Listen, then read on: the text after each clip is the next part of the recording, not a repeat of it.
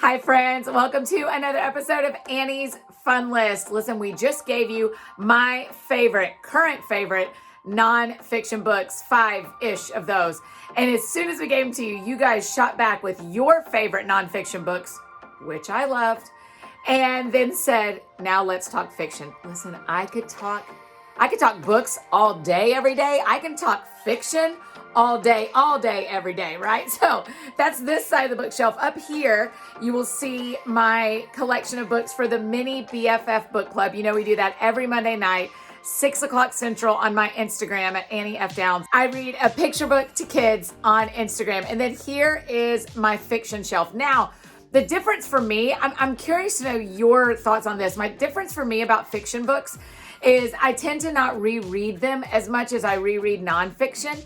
And so a lot of times I borrow them or I check them out of the library or I'll buy them and then give them away to a friend. So I've kept my collection of fiction is a good bit smaller because I've only kept the ones that I do see myself and find myself going back to. And so I've picked 5, not 5 of my all-time favorites. That feels very stressful to me to give you my 5 all-time favorite novels. I can't do it. It feels too stressful. But I can give you 5-ish that I am really loving right now that either I have read or I am reading, and then one that is my next in line. So here they are. Again, in no particular order, just how I'm grabbing them off the shelf. Have you read Rescuing Hope by Susan Norris? Rescuing Hope is one of the only novels I've ever read about sex trafficking, and it is fascinating. And it's just a look inside in a way that I'd never seen before about how a young woman goes from being an average middle-class student at her school into being trafficked. And I had just never read anything like it. And I found it incredibly interesting. So I would suggest you read Rescuing Hope by Susan Norris. Next on the list, I know a lot of y'all have read this, The Alchemist by Paulo Coelho. Oh, I don't know how to say it. I'm sorry. But I know it's a classic. It's a classic, but it is one of my favorites to go back to. It's a pretty quick read. It's incredibly interesting and just one of the ones that sits with you. And so if you're looking for a read this summer that won't take you very long, but is really memorable and thoughtful, this is a great, like, by the pool in the morning when you're drinking your coffee, easy read that will matter a lot to you. Now, this is my all-time top fiction book of my life, Christy by Catherine Marshall. It's the story of a young woman in 1910-ish that leaves her home and goes into the Appalachian Mountains to be a teacher. It shaped my career as a teacher. It shaped my giving as an activist now for a Christian Appalachian Project. This book shaped my entire life. I've read it over 40 times since 8th grade. I have multiple copies of it. My most read one is at my office, but my grandparents, I don't know if y'all know this, but my grandparents used to own a bookstore, and that my grandmother got me this. I think it's a first edition. My grandmother got me this when she still owned the bookstore, and it's wrapped how we used to, like, this used to be my job the bookstore was open on Wednesdays and Saturdays.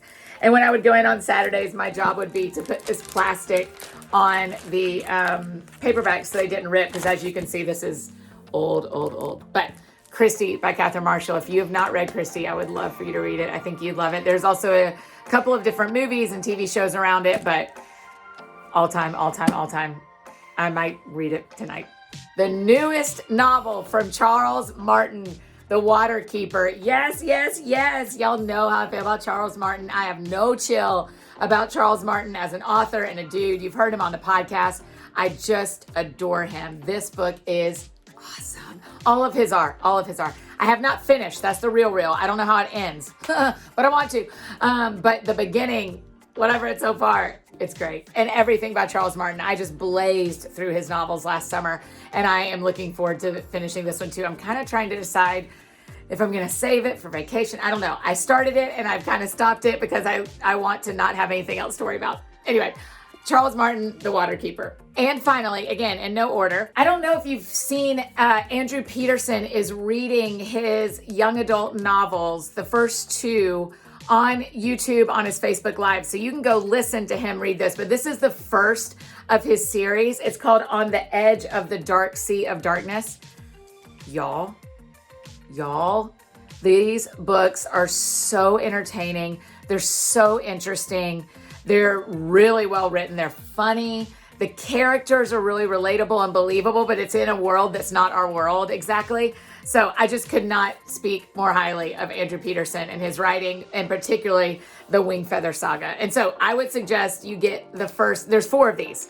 Just go ahead and get all of them. These 2 are available. There's 2 more that are getting, I think they're being recovered that you can pre-order. So that would be number 5 for me. Of course, I have one more. I just have one more. A friend gave this to me at the beginning of the pandemic, my friend Brooke, and I just haven't read it yet, but it is my next in line, A Man Called Ove. You guys have suggested it to me before. It's by Frederick Backman. And #1 New York Times bestseller. Okay, Frederick, we see you. So this is the next one I'm going to read as well. So again, 5-ish. We didn't quite hit 5.